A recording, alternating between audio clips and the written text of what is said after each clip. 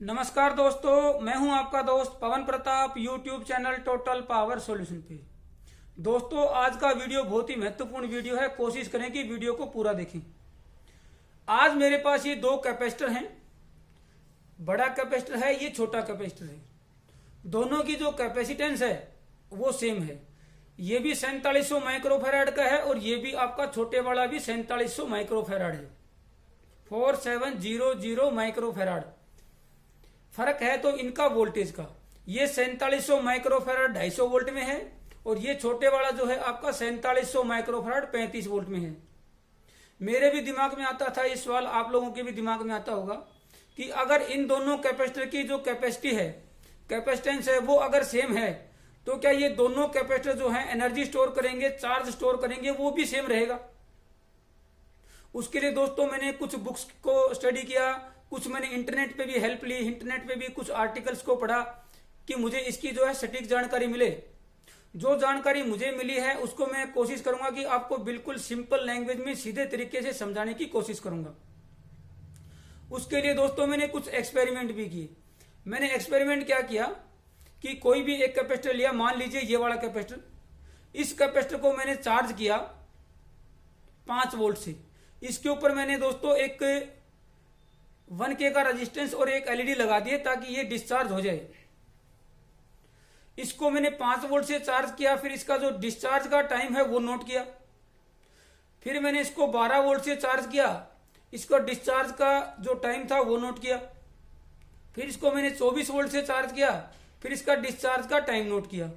तो मेरे समझ में आई कि 5 वोल्ट के अंदर इसमें जो चार्ज होता है 10 वोल्ट या 12 वोल्ट में इससे दोगुना जो है चार्ज इसके अंदर स्टोर होता है, और 24 वोल्ट में उससे भी दोगुना आपका इसके अंदर चार्ज स्टोर होता है।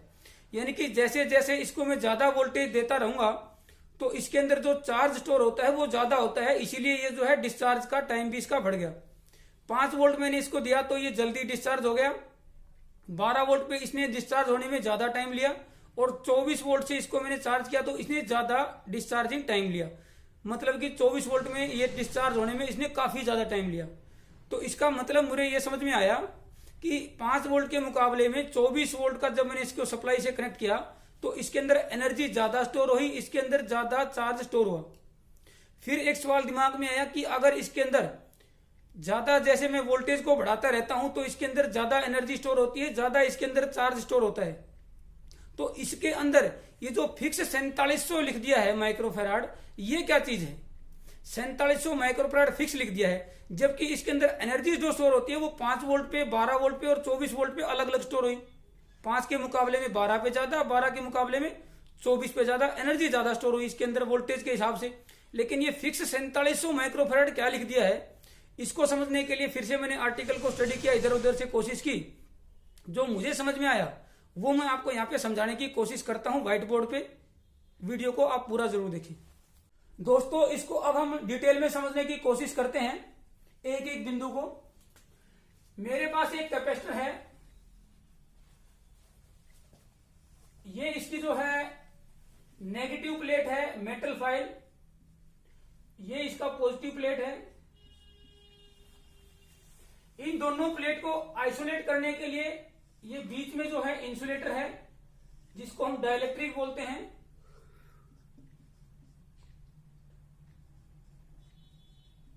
ये डाइलेक्ट्रिक है दोनों प्लेट को अलग करने के लिए, अलग रखने के लिए, ताकि ये प्लेटें एक दूसरे से किसी भी तरीके से कंडक्ट ना करें। अब मेरे पास दो एग्जांपल हैं। एक तरफ मेरे पास 4700 माइक्रोफेराड 35 वोल्ट का कैपेसिटर है, ये फर्स्ट केस है। दूसरी तरफ मेरे पास 4700 माइक्रोफेराड लेकिन 250 वोल्ट में कैपेसिटर है।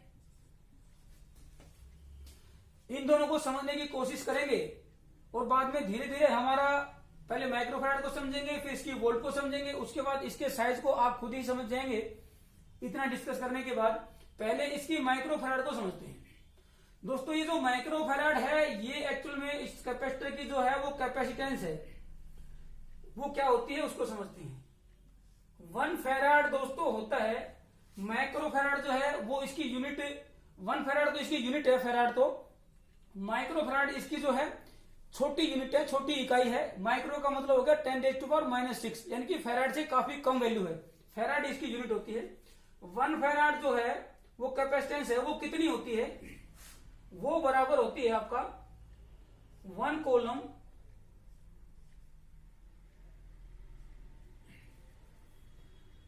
वो होती है 1 कूलम पर वोल्ट। एक फेराड जो किसी कैपेसिटर की जो कैपेसिटेंस होती है वो बराबर होती है 1 कूलम ऑफ चार्ज पर वोल्ट। यानी कि 1 वोल्ट अप्लाई करने पर अगर 1 कूलम चार्ज उसके अंदर स्टोर हो जाए तो वो कैपेसिटर जो है उसकी कैपेसिटेंस होती है 1 फेराड पर वोल्ट। पर वोल्ट का मतलब हर वोल्ट में इतना चार्ज स्टोर होता जाए। अगर मैं 2 वोल्ट अप्लाई करूंगा तो यहाँ पे 2 कूलम चार्ज स्टोर हो जाएगा। अब उसको दूसरे तरीके से समझने की कोशिश करते हैं। ये 1 फेराड को हमने समझा। यहाँ पे अगर मेरे पास 10 फेराड का कोई कैपेसिटर है जिसकी कैपेसिटेंस 10 फेराड है तो वो बराबर कितने के होगा, 10 कूलम पर वोल्ट। ये इसकी कैपेसिटेंस है, पर वोल्ट कैपेसिटेंस है इसकी। ऐसा नहीं कि अगर मैंने 25 वोल्ट दिया तो भी 10 फेराड ही रहेगा, नहीं। हर वोल्ट में 10 कूलम ऑफ चार्ज अगर आपका स्टोर करने की उसके अंदर क्षमता है किसी कैपेसिटर में तो वो कैपेसिटर कहलाया जाएगा 10 फेराड का कैपेसिटर है। 10 कूलम ऑफ चार्ज पर वोल्ट। हर वोल्ट में अगर मैं 10 वोल्ट अप्लाई करता हूं तो ये 10 टाइम्स इसका यहाँ पे एनर्जी आपको मिलेगी। ये तो पर वोल्ट एनर्जी है इसकी, यानी कि 10 कूलम पर वोल्ट अगर उसकी चार्ज करने की क्षमता है, चार्ज को स्टोर करने की क्षमता है, तो वो कैपेसिटर हो गया आपका 10 फेराड का। इसको दूसरे शब्दों में अगर मैं कहूं,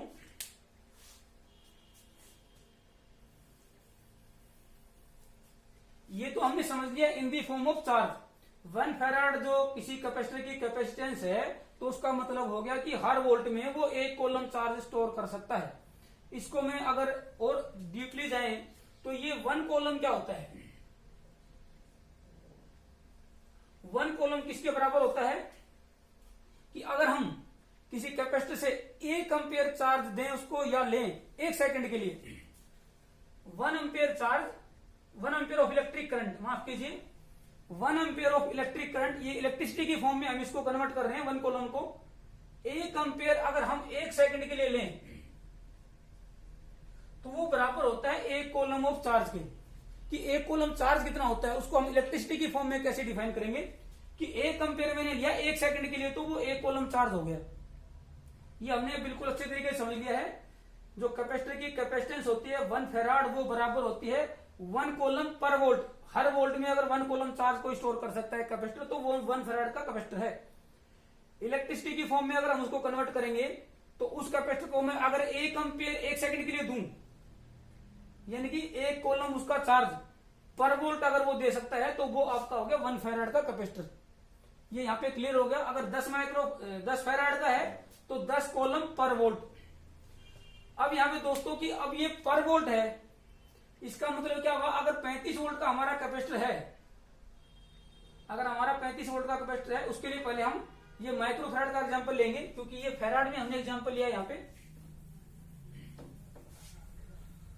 अब 4700 को यहां पे समझ लेते हैं। 4700 माइक्रो फेराड क्या है, 4700 माइक्रो फेराड ये बराबर हो गया 0.0047 फेराड।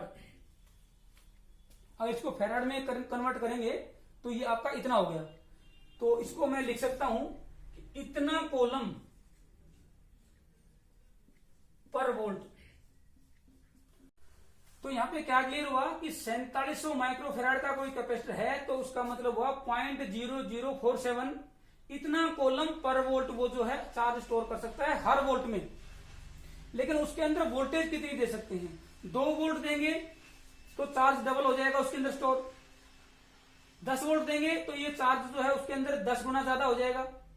लेकिन ज्यादा से ज्यादा कितने वोल्ट हम इस कैपेसिटर को दे सकते हैं, वो होती है उसकी वोल्टेज हैंडलिंग कैपेसिटी। यहां पे इस कैपेसिटर की जो वोल्टेज हैंडलिंग कैपेसिटी है वो है 35 वोल्ट, यानी कि इतने चार्ज से 35 गुना ज्यादा 35 वोल्ट पे अगर इसको हम ऑपरेट करेंगे, यानी कि 35 वोल्ट इसको कैपेसिटर को सप्लाई करेंगे तो 35 गुना में इतना, ये एनर्जी वो स्टोर कर सकता है। लेकिन अगर 35 वोल्ट से ज्यादा अगर हमने वोल्टेज उसको अप्लाई कर दिया, तब क्या होगा कि ये जो डाइलेक्ट्रिक है इसकी थिकनेस इतनी ही है कि ये 35 वोल्ट से ज्यादा बियर नहीं कर पाएगा। 35 वोल्ट से ज्यादा, मान लीजिए 50 वोल्ट मैंने इस पे कनेक्ट कर दिया, तो इसका जो डाइलेक्ट्रिक है वो आपका लीक हो जाएगा, उसके थ्रू जो है वो कंडक्ट करना स्टार्ट कर देगा और उसके अंदर से करंट बहना शुरू हो जाएगा। अब इसके अंदर से ये लीक हो गया है, इसके अंदर से कंडक्शन स्टार्ट हो गई है, इसके अंदर से इंटरनली इसके अंदर करंट बहना स्टार्ट कर देगा, तो ये हीट होगा, हीट होने के बाद ये बस्ट कर जाएगा अगर हमने 35 वोल्ट से ज्यादा इसको सप्लाई किया। तो दोस्तों दूसरी तरफ हमारा एग्जांपल है 4700 माइक्रोफेराड और 250 वोल्ट। इसकी भी जो कैपेसिटेंस है वो सेम है, यानी कि पर वोल्ट ये भी 0.0047 कोलम ही स्टोर कर सकता है। हर वोल्ट में इतना ही चार्ज ये स्टोर कर सकता है, लेकिन ये जो है 250 वोल्ट तक काम करेगा। ये 35 वोल्ट पे बस्ट हो गया था, 35 वोल्ट से ज्यादा एनर्जी को स्टोर नहीं कर पा रहा था। ये जो है 250 वोल्ट तक एनर्जी को स्टोर करेगा। पर वोल्ट अगर इतना है तो 250 इंटू 30 हो जाएगा, उतनी एनर्जी को ये स्टोर कर सकता है। तो ऑल ओवर बात करें तो ये ज्यादा एनर्जी को स्टोर करने की क्षमता है, क्योंकि ये 250 वोल्ट तक काम करेगा। 250 वोल्ट से ज्यादा इसका भी जो डाइलेक्ट्रिक है वो भी लीक हो जाएगा और कंडक्ट करना स्टार्ट हो जाएगा। अब इसका साइज बड़ा क्यों है? पहली बात तो क्या है कि पर वोल्ट इतना चार्ज स्टोर कर सकता है, ये भी और ये भी, लेकिन इसको हमने डिजाइन करना है 35 वोल्ट तक ही। यानी कि इसके अंदर जो मटेरियल यानी कि जो प्लेटें लगी हैं वो 35 वोल्ट के हिसाब से उसकी लेंथ है, 35 वोल्ट के हिसाब से ही उसका जो सरफेस एरिया है वो है। अब इसको 250 वोल्ट तक अगर हमने ऑपरेट करवाना है तो फाइल तो वही है, उसका रेट भी वही है, उसका जो पर वोल्ट उसका जो चार्ज स्टोर करने की कैपेसिटी वही है, लेकिन उसका साइज जो है हमें बढ़ाना पड़ेगा ताकि वो 250 वोल्ट तक चार्ज को बियर कर सके, इतने चार्ज को, इतनी एनर्जी को स्टोर कर सके। दूसरा, यहाँ पे जो डाइलेक्ट्रिक है जो कि 35 वोल्ट के हिसाब से डिजाइन था, 250 वोल्ट से डिजाइन करने के लिए हमें डाइलेक्ट्रिक का जो थिकनेस है वो भी ज्यादा मोटा करना पड़ेगा ताकि वो 250 वोल्ट तक लीक ना हो, 250 वोल्ट तक कंडक्ट ना करे। यानी कि डाइलेक्ट्रिक का जो थिकनेस है वो भी हमें साइज बढ़ाना पड़ेगा, यानी कि इनका साइज भी बढ़ेगा प्लेटों का और डाइलेक्ट्रिक का भी 250 वोल्ट तक ऑपरेट करवाने के लिए, इतनी एनर्जी स्टोर करने के लिए, क्योंकि ये तो पर वोल्ट एनर्जी है।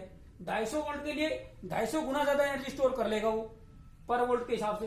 तो इतना बड़ा साइज इसीलिए होता है क्योंकि इसका डाइलेक्ट्रिक की थिकनेस भी बढ़ानी पड़ती है ताकि वो इतने वोल्ट पे लीक ना करे, कंडक्ट ना करे, और साथ में इसकी जो मेटल फाइल्स हैं उसकी भी हमें surface area, size, length, breadth वो हमें बढ़ानी पड़ेगी। इसलिए ये बड़ा होता है, ये छोटा होता है।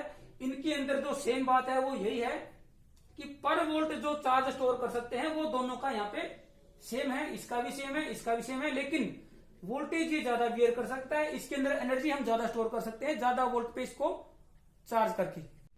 दोस्तों हमने जो एक्सपेरिमेंट किया था वो ये दो कैपेसिटर हैं, ये 4700 माइक्रोफेराड है 250 वोल्ट में, और ये आपका 4700 माइक्रोफेराड है 35 वोल्ट में। सिंपल सा हमने क्या किया कि एक रेजिस्टेंस लगाया 1K का, माफ कीजिए यहाँ पे ये आपका 220 ओम का है, 220 ओम का हमने रेजिस्टेंस लगाया और उसके ऊपर एक एलईडी कनेक्ट कर दी है ताकि ये एलईडी इस कैपेसिटर को डिस्चार्ज कर सके।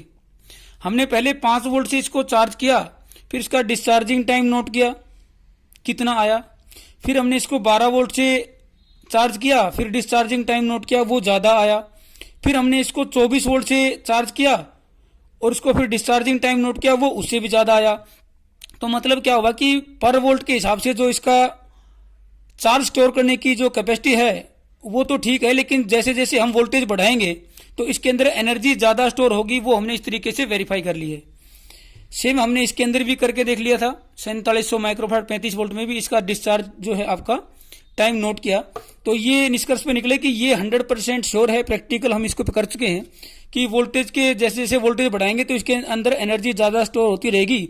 ये 4700 माइक्रोफेराड है, ये सिंपली इसकी कैपेसिटेंस है, इसकी एनर्जी स्टोर करने की जो क्षमता है पर वोल्ट ये कितना चार्ज स्टोर करेगा वो ये चीज़ यहाँ पे कांस्टेंट यहाँ पे डिफाइन की हुई है कि पर वोल्ट ये इतना करेगा, ये भी पर वोल्ट इतना करेगा, लेकिन ये 250 वोल्ट तक काम करेगा, यानी कि ऑल ओवर 250 वोल्ट अगर हम इसको सप्लाई करेंगे तो इसके अंदर एनर्जी ज्यादा होगी एज कम्पेयर टू 35 वोल्ट तक इसको हम चार्ज करेंगे। तो 35 वोल्ट तक चार्ज किया तो इसके अंदर एनर्जी कम रहेगी, 35 वोल्ट तक अगर दोनों को चार्ज करेंगे तो लगभग एनर्जी दोनों की सेम रहेगी। लेकिन ये 250 वोल्ट तक एनर्जी स्टोर कर सकता है, तो 250 वोल्ट अगर इसको सप्लाई करेंगे तो इसके अंदर चार्ज और एनर्जी ज्यादा स्टोर होगी।